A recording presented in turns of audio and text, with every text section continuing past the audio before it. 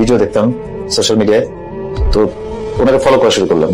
ওনার অনেকগুলো লেকচার শোনার পরে মনে হয়েছে যে নামাজটা পড়ি, মনে হয় ভালো লাগবে।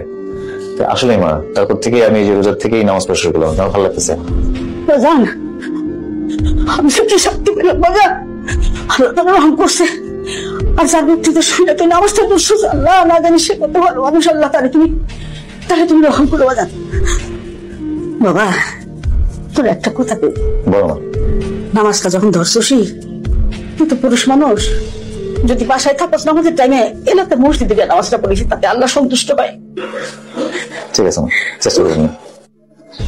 দাঁড়া দাঁড়া দাঁড়া, কিরে কই গেছিলি? টুপি পাঞ্জাবি, শুক্রবার নাকি নামাজ মিস করলাম? না, শুক্রবার হবে কেন? আজকে কিসের শুক্রবার? তাহলে পাঞ্জাবি টুপি পায়জামা পরে কই গেছিলি? মসজিদ থেকে নামাজ পড়ে আসলাম। তুই গেছিলি নামাজে? কিরে কাহিনী কি বাবা?